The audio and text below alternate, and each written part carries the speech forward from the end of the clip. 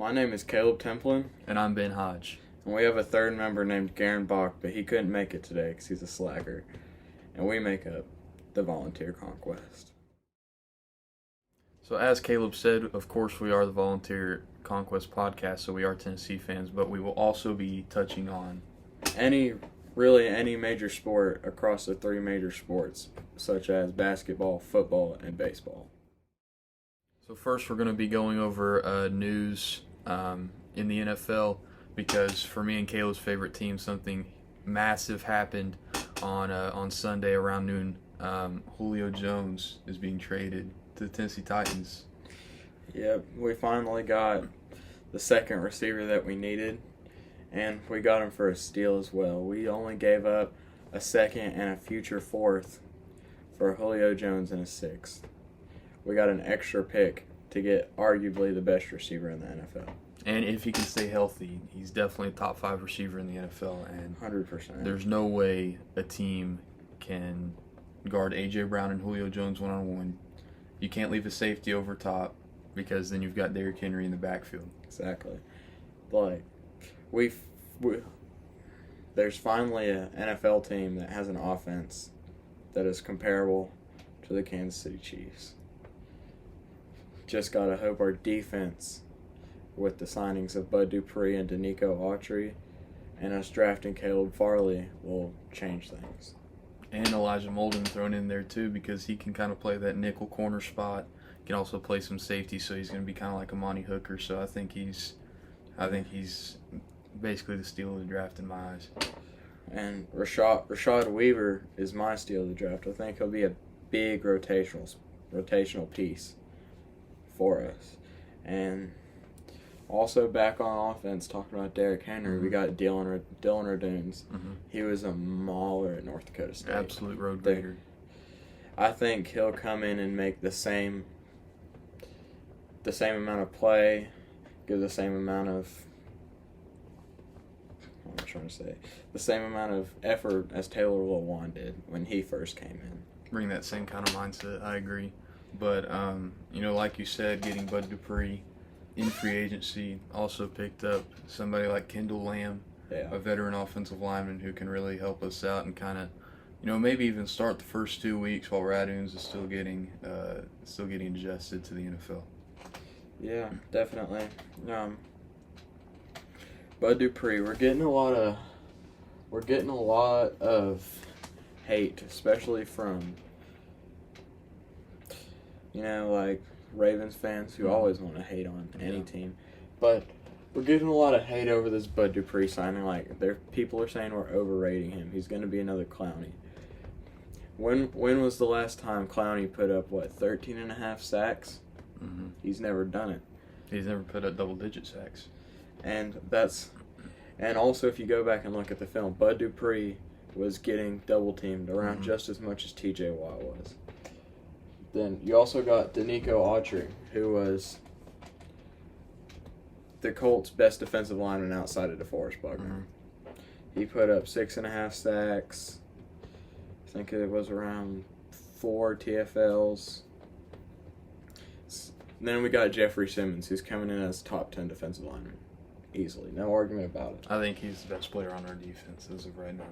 He's just an absolute game wrecker inside. And then an underrated signing that I have seen is Matthias Farley from the Jets. He was not only a great special teams guy, but he can also rotate on corner as well. And now on to the major news, bigger than Julio to Nashville. Aaron Rodgers trade rumors. What do you think, Ben? Well, me and you have talked about this a bunch of times. I think the Broncos are the number one favorite right now Easily. If a trade were to go down. I'm not sure what the Packers can really do at this point. He's missed OTAs. He's missed all the voluntary workouts, so it looks like as of right now, Jordan Love is going to be QB1 up there in Green Bay. But I've also seen the Raiders as a potential landing spot, and Carolina made some sense before the Sam Darnold trade went down. And who knows? We haven't heard a lot about the Deshaun Watson situation. that's, I guess, still developing.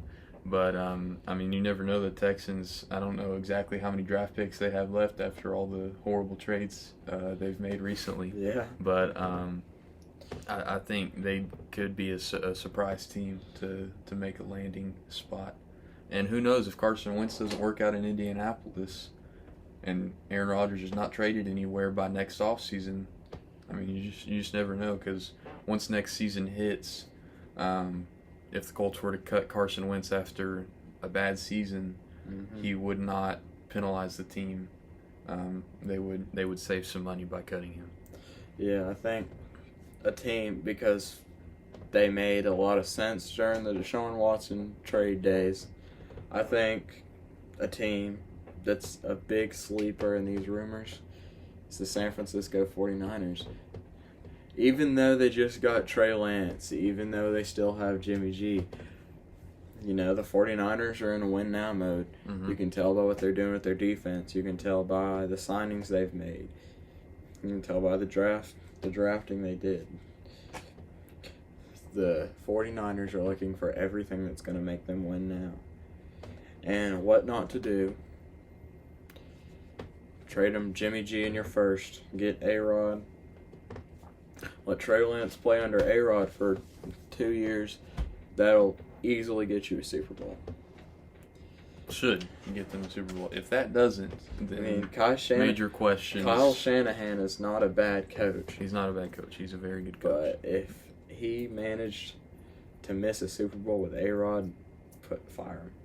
That would be extremely, extremely demoralizing to their franchise. And speaking of Deshaun Watson, a lot of people won't agree with me, but I strongly believe Deshaun Watson will not be an NFL quarterback in 2 to 3 years. I mean, we'll never know, I think, because there's been, 22 accusations? 22 accusations. One of those.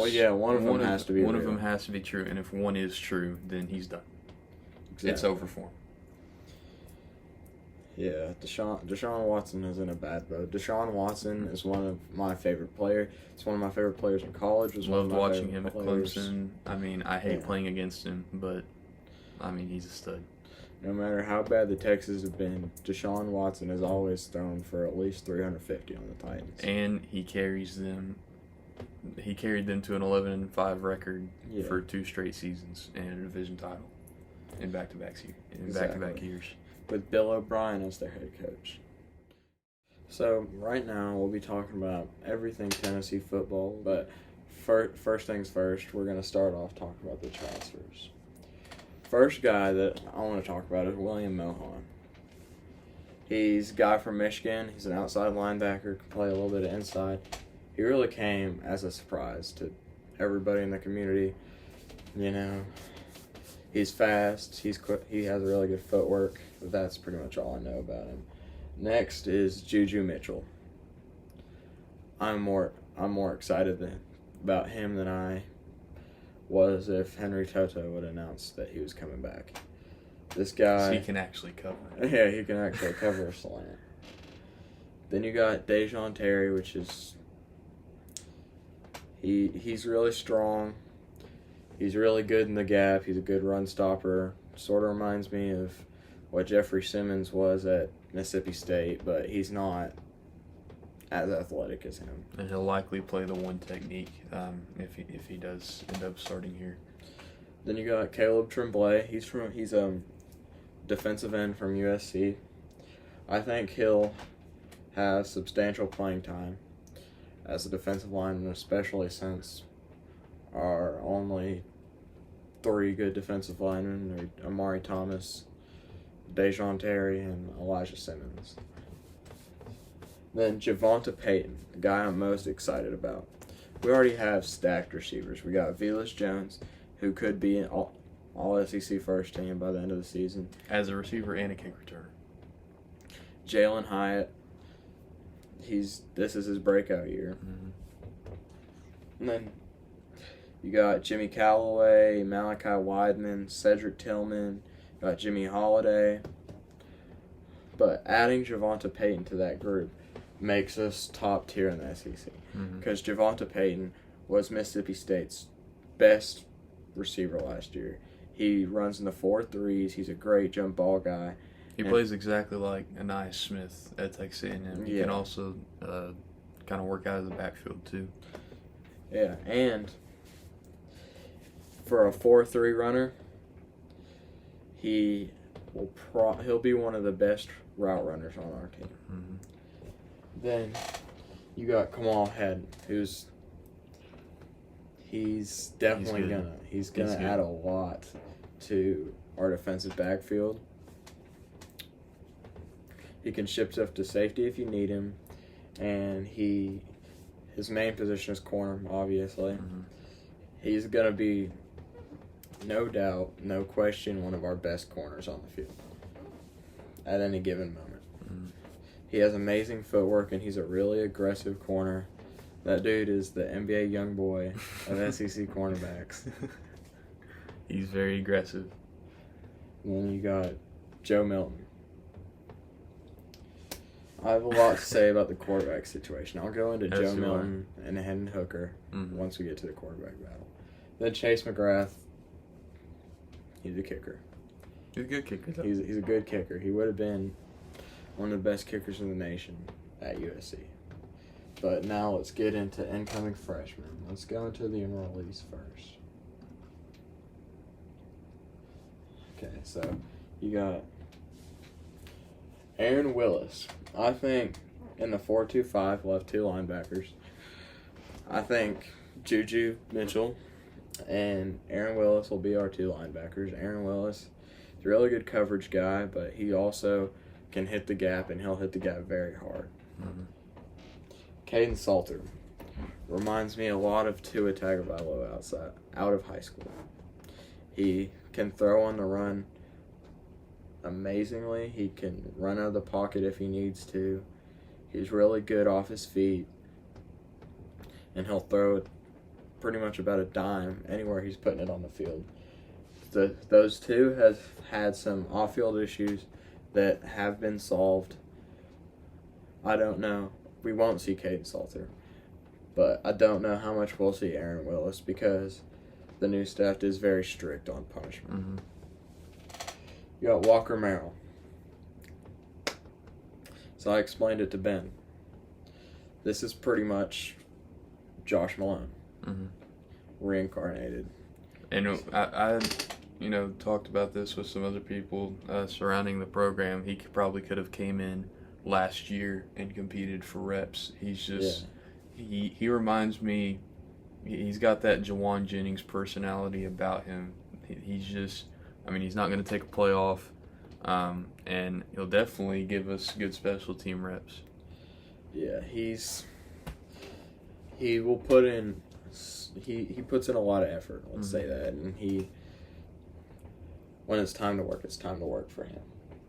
And then you got Tyon Evans. When he came in, I thought he was going to be our primary back, but after seeing Jabari Small and Jalen Wright, he might even be the third string running back. But and he'll still get a lot of touches in this offense. Yeah. But I don't want to make any 100% statements because he was hurt during the game. Mm-hmm. Then you got William Parker. Absolute mountain. Yeah. We beat out Alabama, Auburn, and Florida for this kid. Mm-hmm. And I think in this new offense, he'll get shifted away from tackle and he'll play guard just because of how much he weighs. Mm-hmm. He's 6'5", 330. But for his size, he's really athletic, sort of like Jamarion Gooch, but way more athletic. Yeah. I think he'll get a lot of playing time this season, especially if Jerome Carvin ends up dealing with injuries like he did last season. Because Jerome Carvin, when healthy, he's a very good offensive lineman. That's the one thing about him, he just can't stay healthy. Yeah, and then you got Miles Campbell, who I think is the only tight end we have on roster that will push up against Princeton fan. Miles Campbell He's a low 4.5, high 4.4 guy. He has super good hands. Not a great blocker, but he shows effort, and that's really all you can ask for. I'd say in the future we'll use him how Ole Miss used Evan Ingram. He's very versatile. He'll pretty much do whatever you need him to do. You got Byron Young. I'm very excited about this guy. From guys inside the university, I've heard that he's our best defensive player right now. Even better. I think he was injured for the spring game, too. We didn't really get to see him. Even better than everybody's favorite guy, Tyler Barron. I like him. And then Christian Charles, I didn't really hear much about him. He did get, I believe, an interception in the spring game, but he's played a lot of DB since he got here. Yeah, I didn't really know much about him. When he committed here, it was sort of like William Mohan. Came as a surprise. But he's got Eric Berry's number on, so. Yeah, that's true. But so did Key Lawrence. That was heartbreaking. Yeah, that was heartbreaking. Jalen Wright, I already touched on this guy a little bit. Speedster. He holds this North Carolina record of 500 meters.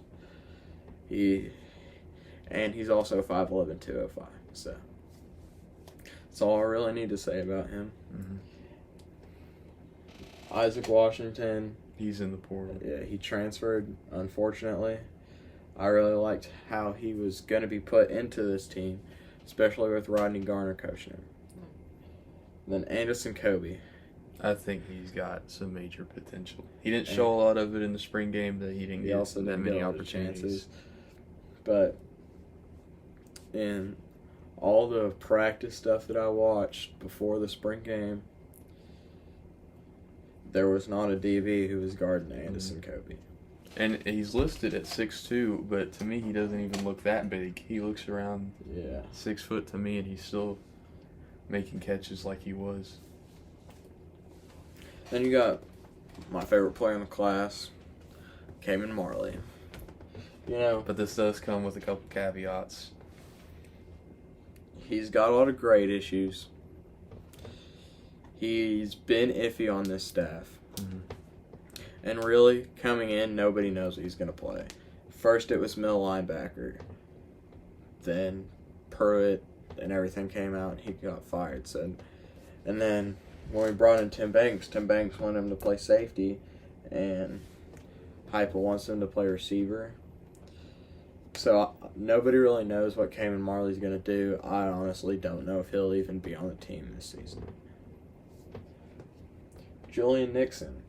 This is a very big name because if you go back and look, Julian Nixon was a top 10 player and the number 1 receiver in the nation until he started to gain weight. Mm-hmm. He's fast for his size.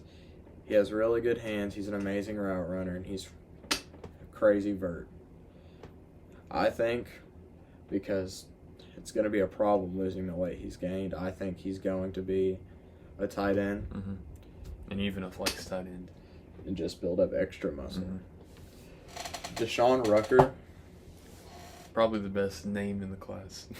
Yeah, the best, most touted name in the class. He was recruited by Clemson, Florida State, Bama, Georgia. But he's only a 3-star. Just watch the tape. That's all you gotta do. Just watch the tape, man. He's an absolute ball hog, and he can hit you. He's really fast to the ball. He's really fast off his first step. There's no critiquing or there's no bad part of Deshaun Rucker's game. Honestly, I don't know how we kept him. Trinity Bell. He's kind of a tweener in my opinion. Is he a D-end? Is he a tight end? I think he'll end up playing tight end this season because we are a little short, especially after losing Hudson Wolf to Ole Miss, but I guess that just remains to be seen. I don't know if Trinity Bell will play tight end or if he'll play D-end because when he committed, he was 6'7", 260, a good blocking tight end size, but after that back injury and surgery he's gained 20 pounds. Mm-hmm. So he's now around 6'7", 280. So I think he'll come in, start out at D end, and try and lose some weight to get back to his main position. Mm-hmm. And then Amari McNeil and Jeremiah Crawford. Amari McNeil is the guy that I'm super high on because I think he's our only true tackle that we got in this class. He's only 280 pounds, but he's got the athletic ability and length to be able to play that tackle position. Yeah, Amari McNeil, I think he's our Javonte Spraggins of the class. Mm-hmm. If y'all get what I'm saying. Probably the most underrated guy in the nation at the time. Jeremiah Crawford, again. That's another one that came out of absolutely nowhere. Yeah, one of the guys I don't really know about. As soon as the staff got hired, I think it was about 2 or 3 weeks later, he committed and signed here. Mm-hmm. And news about transfers. Roe Torrance decommitted, so we do have one spot left that we can take. And a guy that Tennessee has been eyeing for a while, waiting to enter the portal, is Karon Prunty. He was a freshman All-American, Kansas, absolute lockdown guy. And just entered the portal, I believe, was Saturday or Sunday? Yeah. Maybe it was Monday. Yeah, but this is being recorded on June 8th. Yeah, but he'd come in and be one of the best corners in the SEC. Mm-hmm. You know, just like I was really high on Jadarius Perkins. We all know what happened there. Yeah. The cash. Mm-hmm. But if we can get him, and then we'll pair Kamal Haddon beside him and throw Alontae Taylor in the slot, have Theo Jackson and Traylon Flowers as the safeties, I think we'll be in a pretty good spot.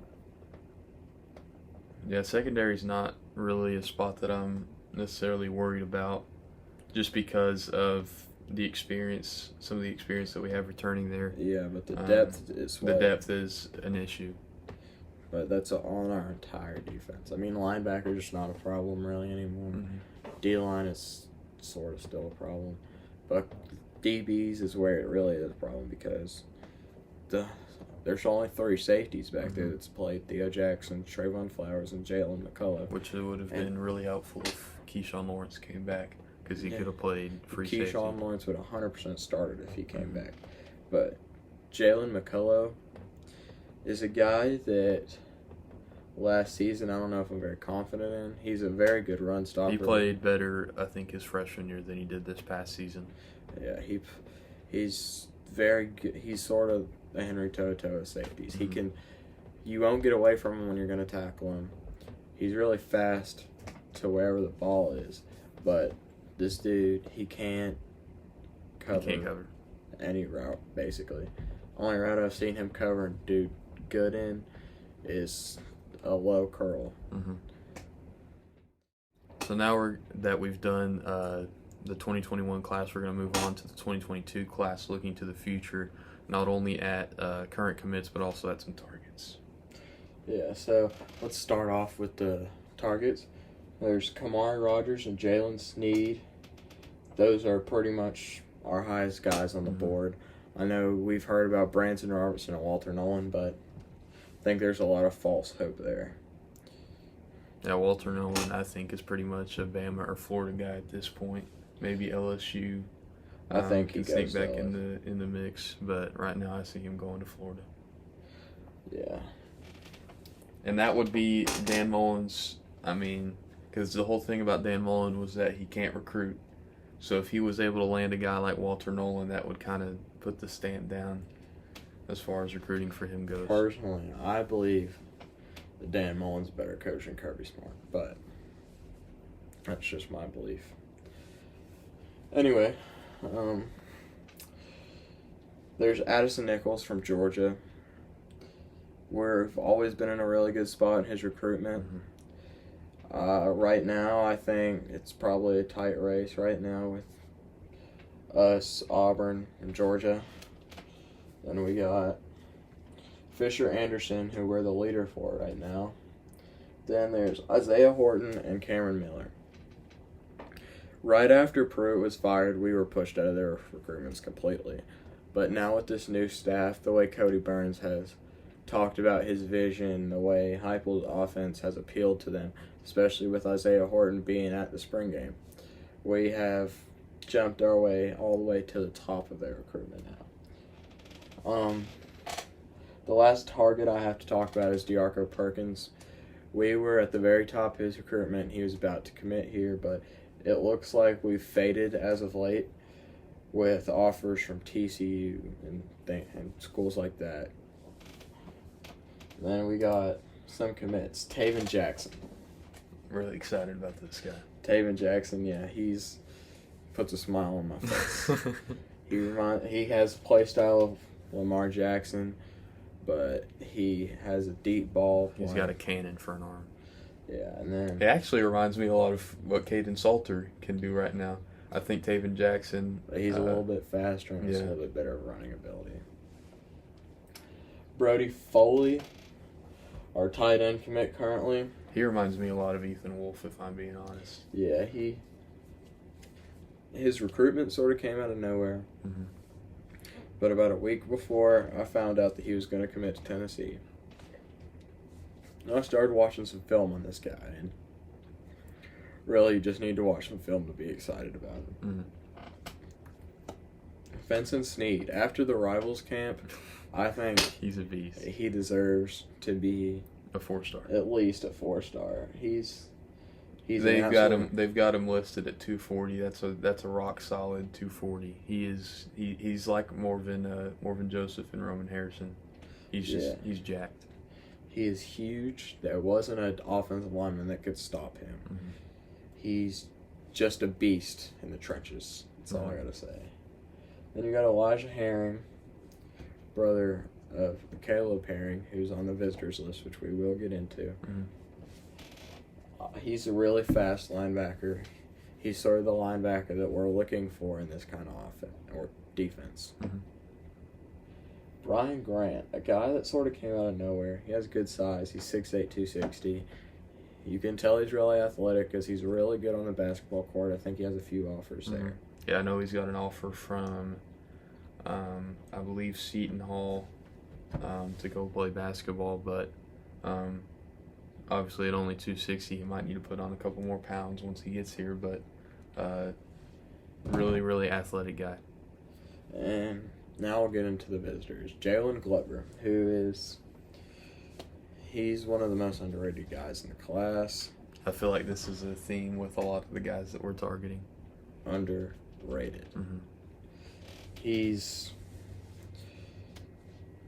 pretty much, he's a speedster, but he also has a little bit of meat on him. Mm-hmm. He is only 5'9", though, but I think he's going to be, he's sort of like a mixture of Joe Mixon and Alvin Kamara. He's a really good receiver out of the backfield, but he can also give you his business when he's running. Mm-hmm. He's also from the same high school as Morvin Joseph. And the schools we are competing right now is Florida State, South Carolina, Utah, and Georgia Tech. Really, I think the only school that's going to give us much trouble is Florida State and Georgia Tech, as he grew up a Florida State fan. And Georgia Tech's But so did Morvin Joseph, I believe. And he's from that area, so. And Georgia Tech's running back coach, I think we offered the job, or we might have looked at him. We'll take Jerry Mack. Yeah, Jerry Mack. I need to cut out a segment to talk about Jerry Mack. But we have Demario Tolan, who's a bit underweight for a linebacker in the SEC. He's 6'2", 205. But Aaron Willis is the same weight as him. He's 215. Well, Aaron Willis was the same weight as him. Was. He's number 27 linebacker in the class. He's lived in Nashville at one point. His dad's a military guy. He's a very disciplined guy. He knows what he's doing. He has a lot of speed. He'll run all over the field. I think he's honestly, outside of Jalen Sneed, he's the best linebacker we're recruiting right now. Then the only thing that worries about me worries me about him is the guys that we're going after, or that are going after him, which is Clemson. It's Clemson. Yeah, it's Clemson. LSU. You seen what they've done with linebackers like him? You know, Devin White, Patrick Queen, Michael Divinity. Yeah. Then you got Auburn. Auburn doesn't scare me. Auburn will never scare me. But Miami honestly scares me out of all these schools.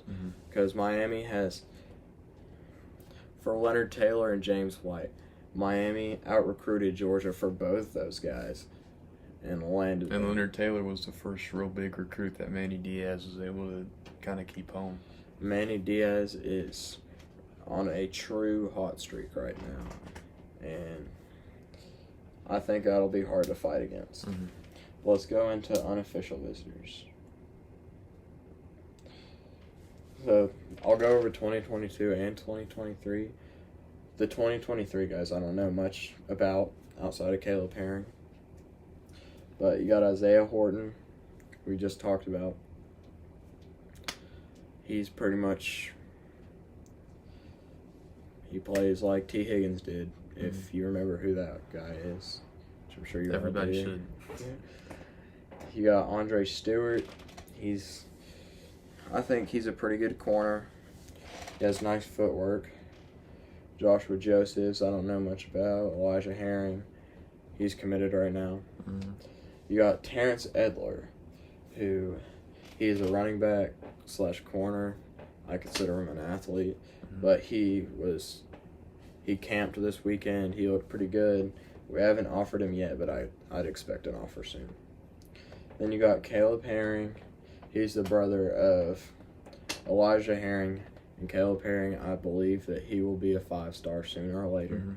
And he will be one of the best linebackers in the class. I think that has the potential to be Josh Heupel's first, star recruit. A guy that I think will be Josh Heupel's first star recruit, and it's not even that much of a long shot, Levius Overton. You've got a chance there. Jordan McDonald, his teammate, he looks like he's going to be here sooner or later. And there's 2 other teammates that we're recruiting right now that we're currently in a really good spot for. There's Luke Brown. He's an offensive lineman. Justin Benton, he's a defensive lineman. Christian Conyer, Bryson Sanders, Kenny Minchie, and Nathan Robinson. That's the majority of the guys. So now we're going to be moving on to the quarterback situation. And the term quarterback battle is used a lot across the country, but I think it's one of the more overused terms in the country. Definitely. At Tennessee, there's a true quarterback battle. We have no idea who's going to come out on top with this job. I think, obviously, the main contenders right now are Hendon Hooker, the transfer from Virginia Tech, Harrison Bailey, the sophomore, and Joe Milton, the transfer from Michigan, and then you've got Brian Maurer and Kadon Salter to go along with those. I think the clear-cut favorite right now is Harrison Bailey, and I think you'd agree with me on that. Yeah. Looked awesome in the spring game. Definitely should have started over Jarrett Garantano last year. But then Joe Milton coming in, got a cannon for an arm, fantastic runner, has the build like Cam Newton. He's 6'5", 240.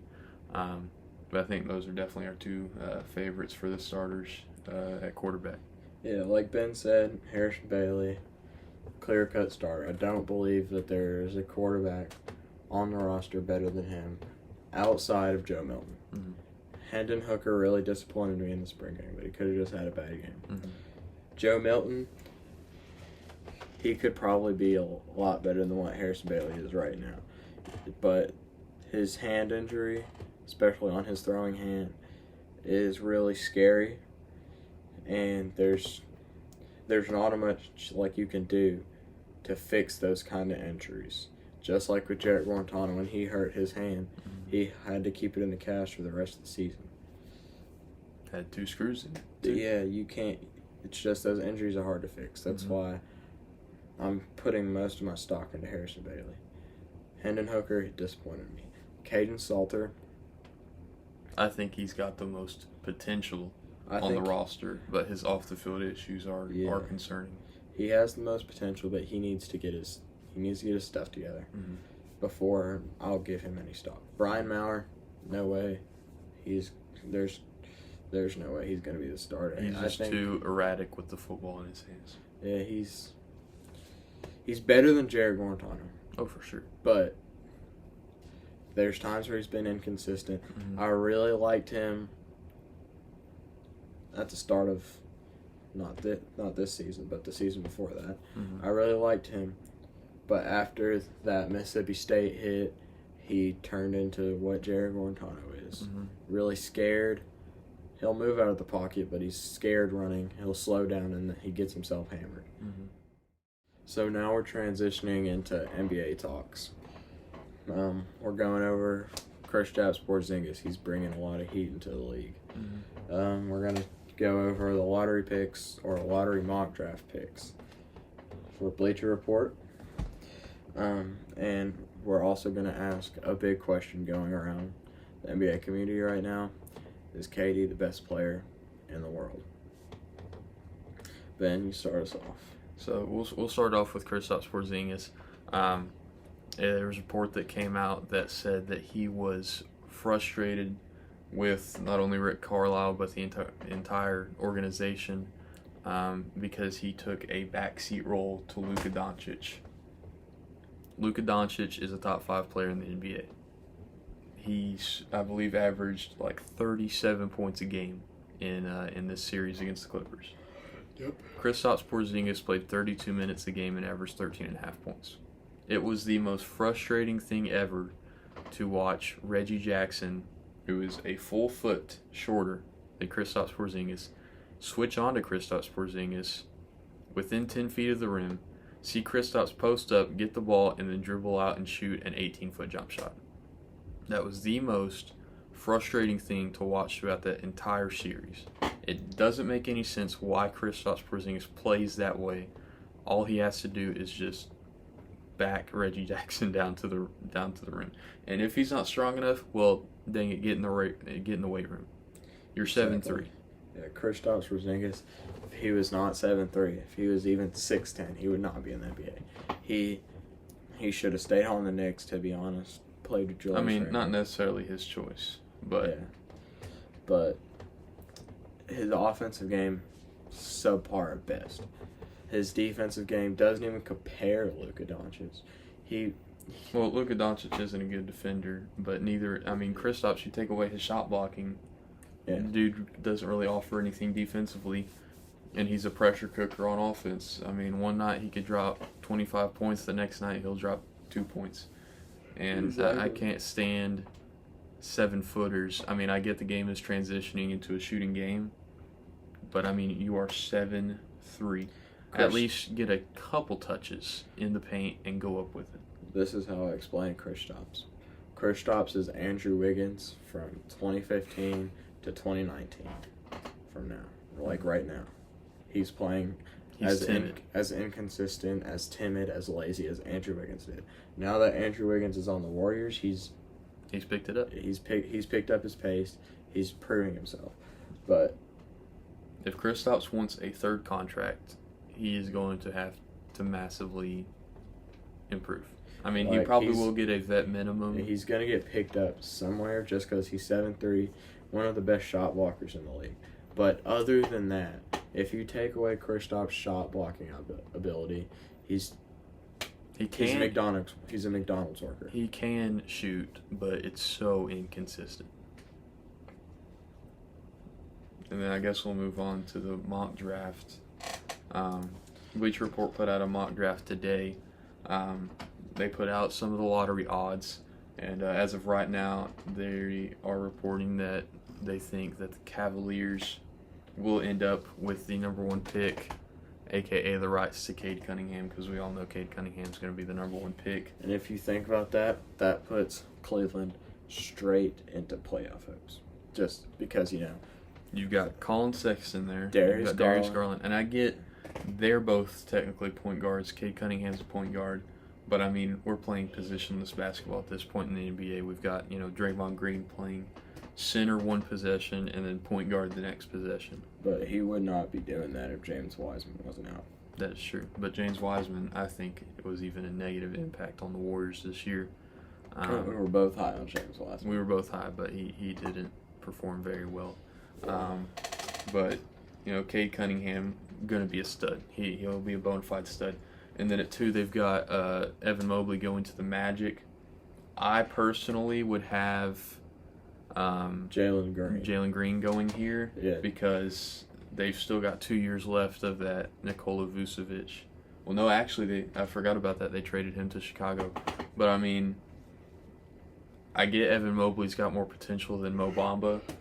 But Mo Bamba is a solid center until you can He's a good center that hasn't gotten a chance yet. Yeah, and if you take Jalen Green right there, who even are the Magic's guards right now? They've got Fultz, who was out with torn ACL, I believe. Markelle Fultz is sort of making a name for himself. Cole Anthony. RJ Hampton. And other than that, it's not really a whole lot there. I think they traded away Evan Fournier. So, I mean, it is full-scale rebuild in Orlando, just like it has been for the past decade. Honestly, since Dwight Howard left. I think if I were the Magic, I'd cut Markelle Fultz. Like, Markelle Fultz, he's making a name for himself, but he's still sort of got that shoulder problem, and he just tore his ACL.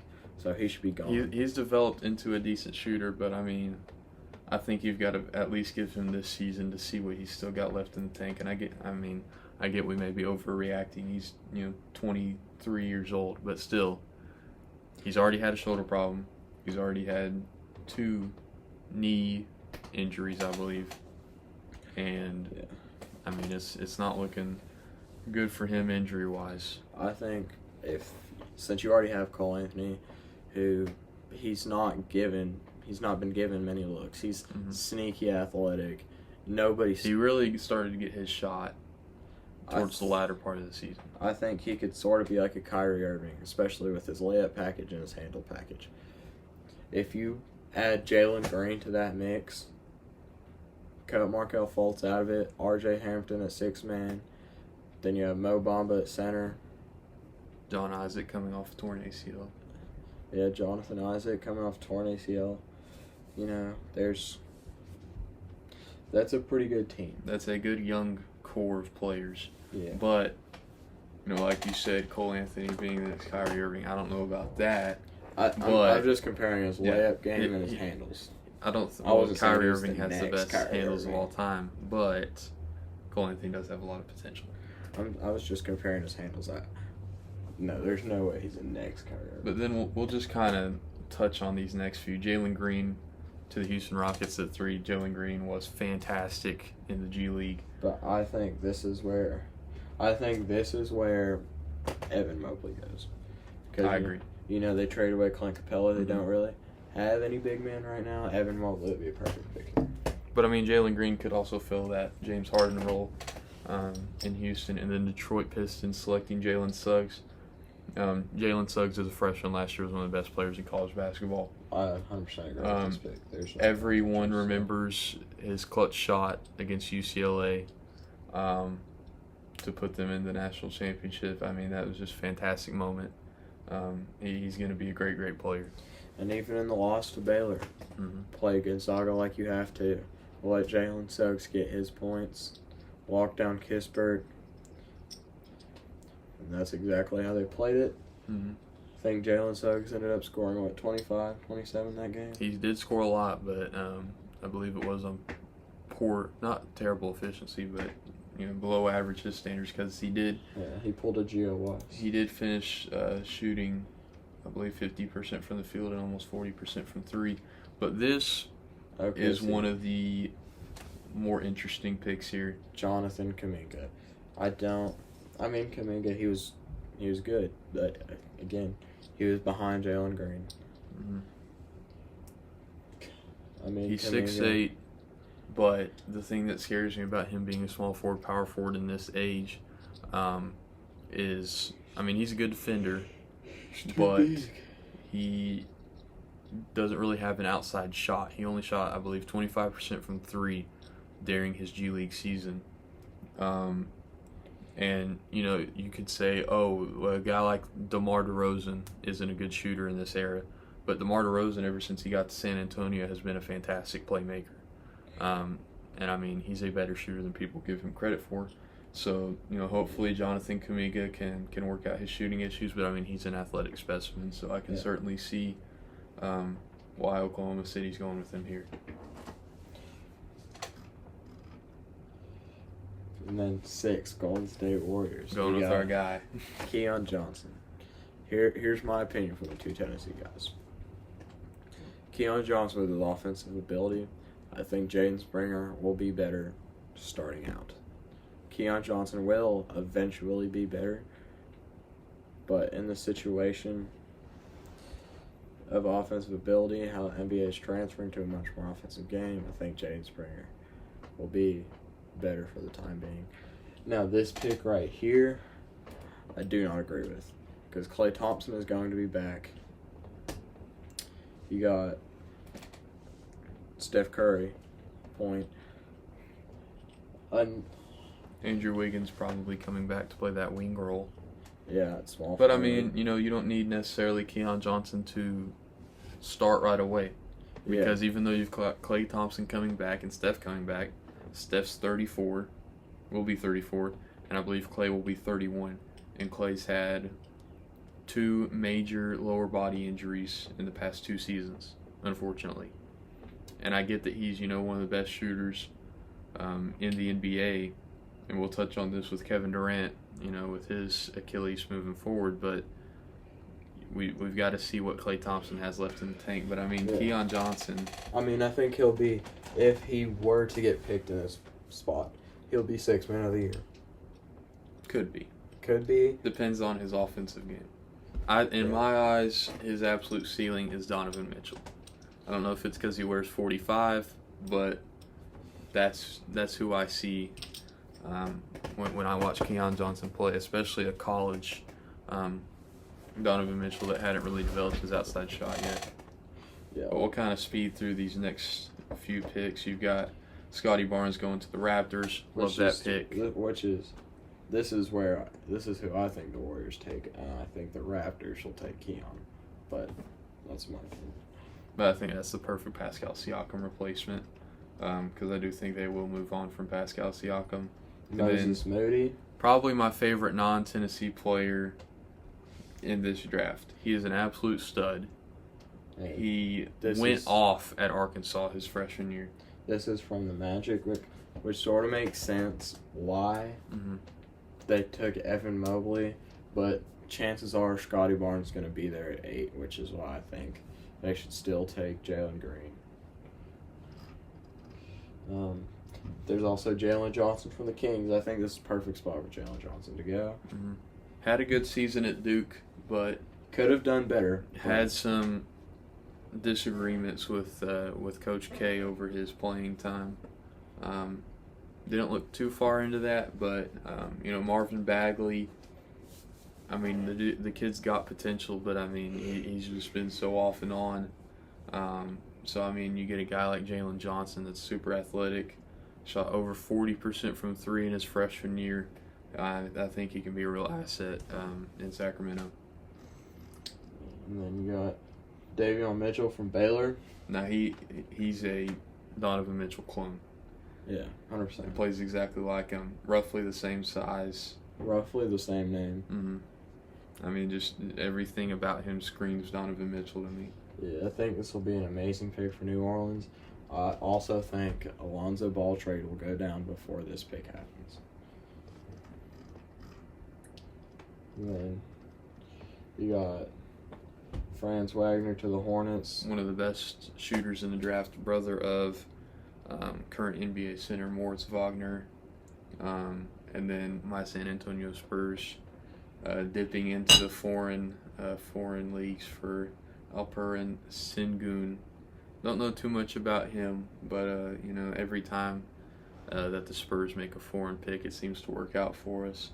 And then James Bouknight going to Indiana. I love that pick. James Bouknight, absolutely carried Connecticut on his back to the NCAA tournament, and even competed with Alabama there for a little bit. So. And at 14, Golden State Warriors again take another combo guard, Josh Giddey.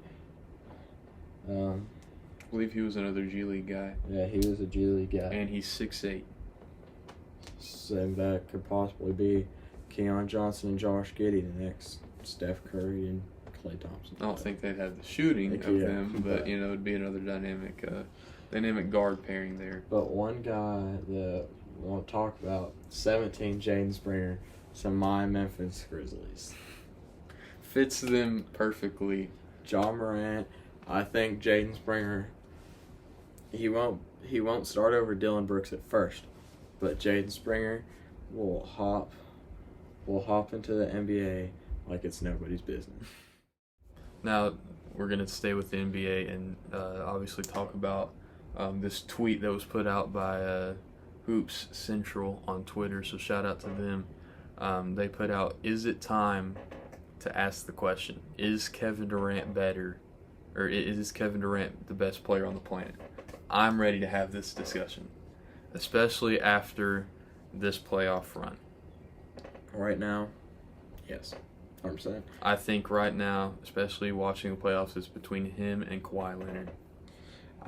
Kawhi Leonard, he makes a good case, but I do not think that there's anybody that plays like Kevin Durant. Kevin Durant, coming off an Achilles, is doing what he's doing. Kevin Durant, coming off an Achilles tear, came in to the Nets and jumped straight on the scene like there was no regression, there was no problems. And how old is he? 32? He's 33. He's 33 playing like he's 20. That makes me feel really old because I remember his young days in OKC. Exactly. Like, there's not much I have to say about this, but yes, 100%. Kawhi makes an argument, but Kawhi doesn't have the offensive ability that KD does. Kawhi has fantastic offensive ability, but it's not Kevin Durant. And then defensive ability, Kawhi's better than him in that, but Kevin Durant is close. Kevin Durant's still a good defender just because of his length and athletic ability. But, people that still consider LeBron the best player on the planet, I can see that, but I don't understand how anyone who watched the entire Suns-Lakers series and can still think that, because, we saw it. I get that he's 37 or 36, whatever he is. The best player of all time. But LeBron would miss a shot and then complain to the rest that he got fouled, yet the Lakers are playing 4-on-5 defense down on the other side of the court while LeBron's crying to the ref, LeBron has become too soft. And we saw him, he switched on to Devin Booker and gave him a wide open three. Exactly. In what world should you give Devin Booker a wide open three? The effort hasn't been there, and I get that he, said, "Oh yeah, I'll never be 100% again." I don't care if you're not 100%, give 100% effort. Yeah. You're trying to win a championship. It's an elimination game, and you're lacking on defense. So now we're transitioning into Tennessee basketball, mostly recruiting. This class really excites me. It's the best class in school history. We got Kennedy Chandler, number 1 point guard, number 6 player in the nation. We got Brandon Huntley-Hatfield, who's top 10 player in the nation, reclassified, and now he's already enrolled here.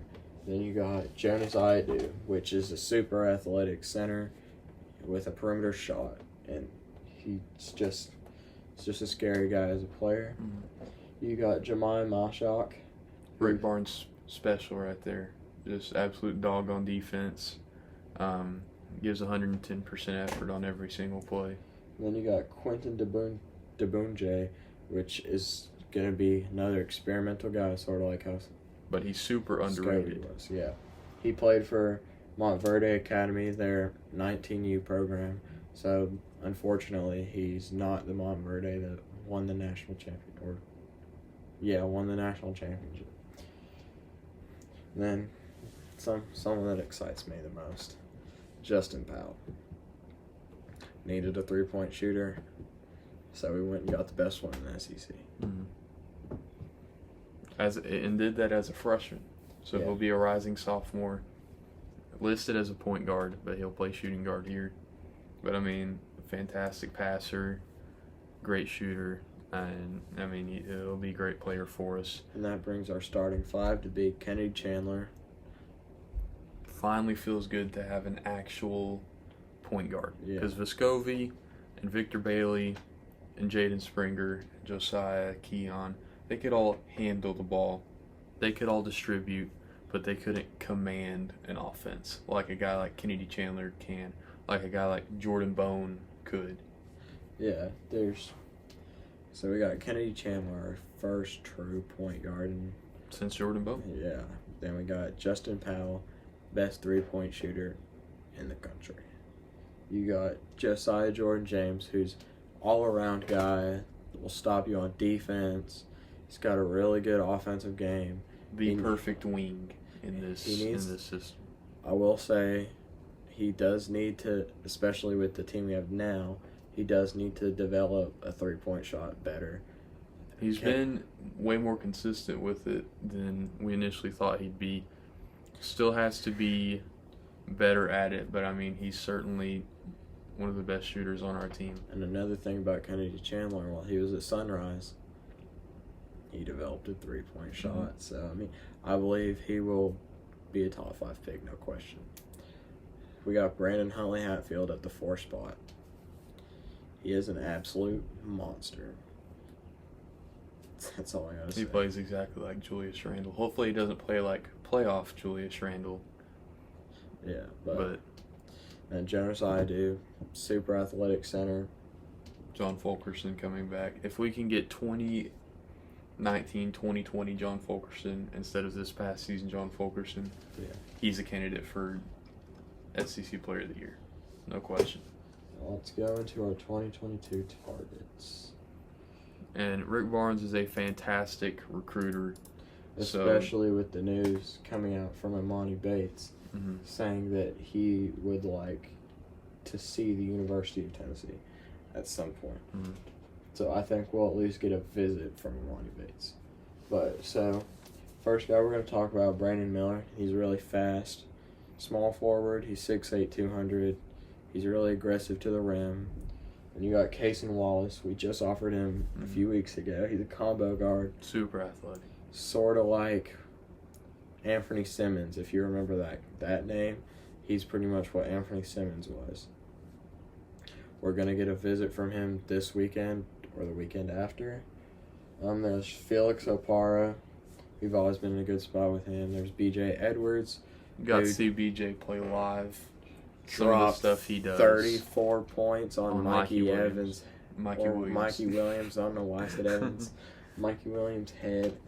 And then there's Hanye Tamba. And if we can really get in the recruitment of Imani Bates, and Rick Barnes pulls it off. I mean, Rick Barnes is at the point where he's gonna get anybody he wants. Especially with Coach K retiring. Calipari's on his last ropes. Rick Barnes is going to come in and get whatever he wants. I mean, Duke's not going to recruit on the level they were because John Shayer's their coach. There's our really only competition in recruiting now is Kentucky. And Kentucky, I think they will have a bounce back year, but if you are a Wildcat fan, last year has to be concerning for you given all the talent that they had on the court at the same time. Yeah. I mean, you had B.J. Boston, you had Isaiah Jackson. Terrence Clark, RIP. Yeah, RIP Terrence Clark. But other than that, I mean, I can see Kansas competing with us because they've always been recruiting at a high level for legal reasons or not. But with them losing Bryce Thompson, what are you going to say that's not going to scare the recruits? But North Carolina, I think, even with why is his name slipping my mind right now? Roy Williams retiring. North Carolina just like any other blue blood, sells itself. I don't think it's going to be scary here in the future for North Carolina and Duke.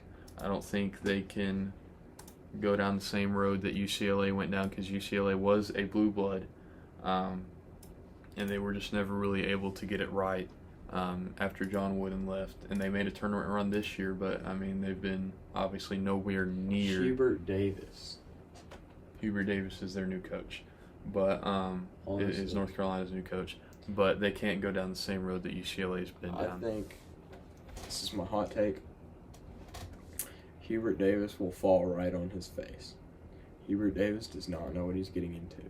Hubert Davis is the best assistant coach in the country, but Hubert Davis is not head coach ready. He might be 50-something, but still, he's not head coach ready. We'll certainly find out this season. So now we're going to transition into some Tennessee baseball, because, man, what a season it has been for Tony Vitello and crew. Why don't you go ahead and tell us about some of the recruits? So there's some 2021 grads, this guy right here, but there's some 2021 commits that we have. Some are still making a decision whether or not they're going to go to the MLB or not, such as Brady House. If you don't know who Brady House is, you should know. He's the number one player in high school baseball. Mm-hmm. He's a shortstop. He'll probably take Liam Spence's spot, because I think Liam Spence is leaving. I'm not 100% sure. But Brady House, he has an amazing bat, has amazing pop. If you throw a strike, he's going to hit it. Mm-hmm. He's one of the most athletic players, at least film-wise, I've ever seen. Makes some Fernando Tatis-esque type of plays over there at shortstop. Then there's Chase Burns and Christian Moore, who Chase Burns is more of what Garrett Crochet was. Mm-hmm. He'll play a lot like Kevin Kopps is, have a really low ERA, can pitch a crap ton. And a very low whip. He won't give up walks, he won't give up hits. And then Christian Moore, he's listed at shortstop, but since we have Brady House coming in, he'll probably be moved to pitcher, because that's his second position. I could also see him move to second base with Max Ferguson leaving. Or I could also see him playing center field. Mm-hmm. And being, what's the Arkansas dude's name? Christian Turner? What is his last name? I can't remember, but it's Christian something. I know who you're talking about. It's number 4 for Arkansas. Yeah. Ridiculous athlete. He has great range. He's certainly got a lot of potential. And then there's Ryan Spikes. Christian Moore, I believe he'll either be one of our starting pitchers or he'll be a center fielder. Ryan Spikes, he's the guy that's coming in at shortstop. I think he'll be Max Ferguson's replacement. He is only 5'9", 185, but dude is an absolute speedster. Mm-hmm. It's going to be hard to throw him out if he hits it in the outfield. He honestly reminds me a lot of Ozzie Albies with the Braves. Yeah. But that's all for recruiting. I'm not going to get into the rest of the list because this is going on for too long as is. But talk about a regional run. Mm-hmm. Tony Vitello, I believe he deserves Coach of the Year. Mm-hmm. Frank Van Horn, he's always led good Arkansas guys, but we're doing this with a bunch of 3 stars, 2-star, non-ranked guys. Mm-hmm. I mean, Evan Russell, he's a freaking walk-on. You know, like Tony Vitello, there's rumor that he's about to get the biggest payday in college baseball. Mm-hmm. And he better. Because I'm just saying, if it's not going to put him on the hot seat, but if we lose Tony Vitello, I don't think we will. There's going to be a lot of backlash against Danny White. But this is an insane regional. But I think he will come back because he's already talked about the stadium upgrades that we're going to make and stuff like that. So I'm very confident that he'll be coming back. Yeah, that amazing. the amazing game versus Wright State. It scared me for a little bit. But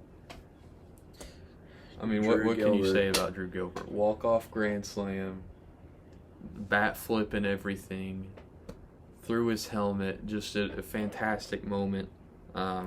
Never heard Lindsey Nelson that loud since I've been keeping up with Tennessee baseball. Yeah, and then you got Liam Spence to the next game versus Liberty. And we talked about the previous night. We were like, man, Liam Spence is a great player, but he doesn't have much. He doesn't pop. have a lot of pop in his bat. Leads off bat. It's probably like a 400-foot homer. Mm-hmm. The next bat hits a homer. Then the next bat, I think, he hit a double? Yeah. I mean, Liam Spence. He's coming on here as of late. Yeah, and then again versus Liberty, I thought they would have a lot more blood in their eyes, but it looks like they sat down and quit after the third inning. Mm-hmm. So they made a little mini comeback there in, I believe, the sixth inning, but you're able to kind of hold them off. And then, especially the last game against Liberty, that one was really stressful because Will Heflin started. I mean, he was fantastic to start the game. But, every starting pitcher gets to a point where they have to be taken out. He got to that point. Liberty, I believe, had runners on first and second. And the count was 3-2. Ended up going 14 pitches, I believe, in that at-bat. Struck out the Liberty batter. And then Sean Hundley came in and had 2 strikeouts out of the bullpen. So that was fantastic. And then you got, let's move on to this LSU thing. I do believe it will not be the score that we put up against Alabama, but I do believe we'll drop the first game to LSU. Because LSU, it's already said, their players are tweeting it, their coaches are talking about it. They're coming in with blood in their eyes. Mm-hmm. They beat Oregon 4-1. They're coming off a good win. Their pitching staff, their pitchers are all really nice. They have a few good batters. There's a lot going for LSU right now. I do believe we'll win the series, but I definitely think it's going to drop 2-1. It's definitely going to be a tougher series because LSU always turns it on come tournament time. But I'm very confident in our guys to be able to get the job done. Yeah. And in our final segment, we'll be talking about the MLB. Jared Kelenic, Mariners' top prospect, he got sent down after going 0 for 36 at at-bats. His first hit in the majors was a home run, but, this happens to a lot of guys. He played a ton in Double-A, didn't get to play a whole lot of games in Triple-A, so I think the Mariners brought him up a little bit too early. Started off real hot, but, like he said, he was 0 for 36 in his last 36 at-bats. Just give him time. He'll be a great player. You just got to give him time. And then multiple of our favorite pitchers accused of cheating. The knuckleball maniac, Garrett Cole. Jacob deGrom, who's been the best pitcher. He's the best pitcher I've ever seen.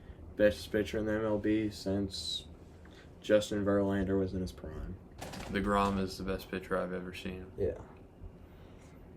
And then Trevor Bauer, too. Sort of saddening that these guys are getting called out because, we grew up with these guys. We've grew up with DeGrom. We've grew up with Cole. Grew up with Bauer. It's upsetting that these guys are getting caught cheating. Just like it was upsetting when Verlander and the Astros pitching staff, Clayton Kershaw, they were caught cheating. Mm-hmm. And then it is a bit of a quick segment, but the Yankees need to find left-handed hitters severely. Yeah, their lineup as of right now is all right-handed batters. They are one of the worst base running teams in the MLB, and they're also batting one of the worst percentages in the MLB as a team. And part of that is because they do have all righties. Their righties are good. You got Giancarlo Stanton. Not going to hit for a high percentage, but has a lot of pop in his bat. Aaron Judge is a fantastic player when healthy. I mean, the dude just can't stay healthy. But they've got to find some left-handers just to switch it up on whoever they're facing on the mound. Switch hitter would be perfect at the deadline. Even trading for a guy, I get that Baltimore probably wouldn't let go of Cedric Mullins, but I think the Yankees have enough to package a deal for him. Or even trading for a guy, sort of a switch hitter, Mm-hmm. Dom Smith. Mm-hmm. That would be another guy. But, I mean, they've got to find some left-handed batters. And then moving on to our favorite team, the Braves, go Bravos, beat the Dodgers in the series. So that was very encouraging to see after a disappointing start to the season for us. But, I mean, Ozzy Albies just going insane. He's got, I believe, 16 doubles on the season. Seems like every time he's up to bat, he hits a double. And then Acuna's doing Acuna things. He's second in the MLB in home runs. Dansby Swanson's finally making a name for himself. Austin Riley is going crazy. Drafted #1 overall. Mm-hmm. I mean, Marcell Ozuna, he was a big hit, but he's having a down year right now. But remember, he was one of the leading candidates for MVP just a few years ago. But Marcell Ozuna, in my opinion, will never step on an MLB field ever again after the situation. Yeah. Another touchy subject, but don't want to get too far into that. But, Freddie Freeman has picked up the pace as of late, so we're excited moving forward to see what's in store for the Braves. But I think that about concludes this podcast. So I'm Ben Hodges, Caleb Templin with me, and we're signing out.